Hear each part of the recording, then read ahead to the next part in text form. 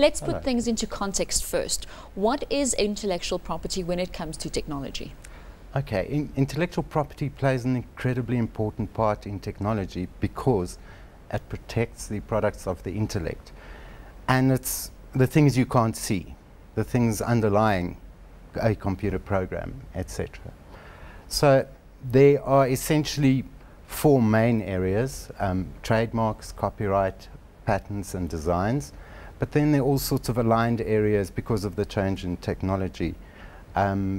For instance, internet domain name starts playing a role, plant breeders' rights, and it just continues as technology develops. Well, big technological innovation from our side obviously is Facebook, and we know there was a big intellectual property dispute a few years ago with the Winklevoss twins and Mark Zuckerberg over who actually created Facebook. Now, when it comes to a high-profile case like that, how is it usually handled, and how do you prove your case that the intellectual property belongs to you? Okay, in South Africa and pretty much in the US as well, that would be dealt with as a copyright case in terms of the their legislation. Now, a copyright is not ideas. It's the physical embodiment of ideas. The best way to describe it is perhaps to say, give you an example, like painting the Last Supper. It was done initially and it's been copied by, the idea has been used by many people. Although the physical painting hasn't been copied. Dali also came out with his edition of the Last Supper. I did a quick search on Google just before I came, and there are literally about 2,000 paintings called the Last Supper. So it's not the idea that's protected, it's the physical embodiment of the idea. Now, if one takes that to the Facebook example, it would be the actual coding, not the idea of getting people to communicate via the internet, but the actual coding. Sitting down and writing down the source code that you can read with your eyes, which the machine then converts into machine code, into zeros and ones. But that's what's written down, not the idea behind, for instance, a social network on a university campus. So in this case, it would be the code that's written into the physical program that is known as Facebook. Yes. Now, we know the case was settled out of court for a undisclosed amount, but if that had to go to litigation, what would the process be? Okay, the courts would obviously look at copyright and would also look at any contractual arrangement between the parties. Now, I suspect this case would have really centered around the contractual issues. For instance, was there an agreement between the parties up front that the code would be written for them, or was there no such agreement? Only once that's established, then one can see, well, who wrote the code? And the person, the author of that code, in terms of South African law, under the definition of author of computer program, the person who actually sits down and writes the code would be the author and therefore the initial owner of the copyright.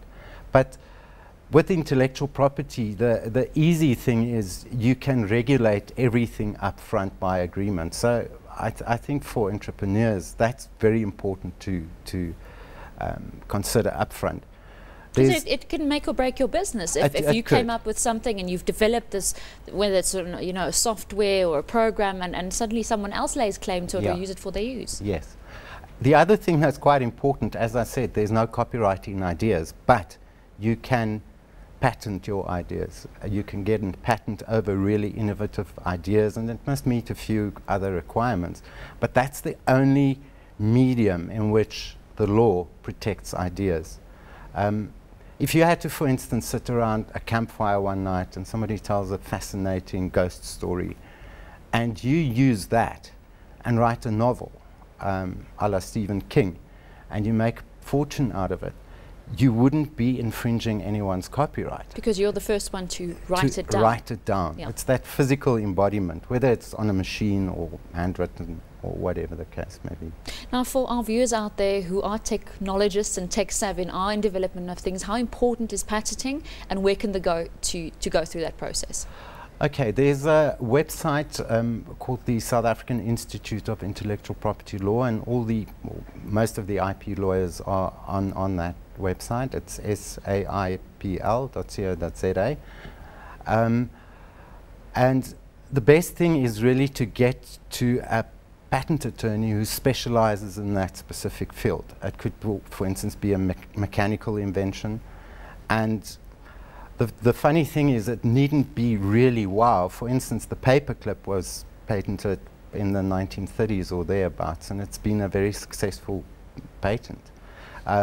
So as soon as you come up with the idea, it's really important to, I would say, see a patent attorney, because the moment anything about that product is published, then you can no longer patent it. If you're developing a business platform or website, you know, you mentioned that it has to adhere to certain things before you can patent it. What are some of the things on that checklist? Okay, when it comes to a website, I think the very first thing you would need to do is most probably obtain some sort of company registration if you're going to function as a company as opposed to an individual. Just as important is to get a trademark registration or a search, just to see whether that name's in fact available or not. Thereafter, obviously the domain name is very important, and it's very important to look out for potential conflicts. Try not to ride too hard on anybody else, because the bigger companies will come after you. And you must be very sure of your technology, that it doesn't infringe any other rights before you go and spend an absolute fortune on registering everything and so Now, you quickly mentioned domain. Yes. You know there's such a thing as cyber squatting. How prevalent is it in South Africa, and what's protecting owners of domains from these so-called cyber squatters? Yes, domain names are very important. There used to be, well, there are still quite a few cases, but especially in the early 90s when, shall we call them entrepreneurs, registered really well-known domain names in South Africa and abroad. I mean, there are just so many examples.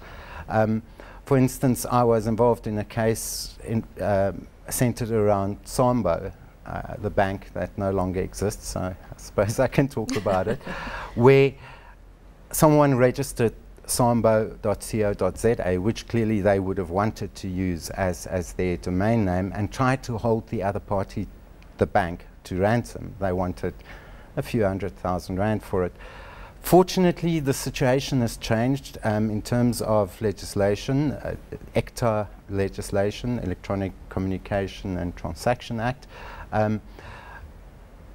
When you register a domain name, you automatically agree to a domain name dispute resolution procedure, so that if you register a domain name, then the other party can take you to a dispute resolution, so you don't have to go to court and try and prove all sorts of things. So it's a quicker, simpler way. So it's a much quicker, simpler way, and it's administered by the Act, and they're independent arbitrators.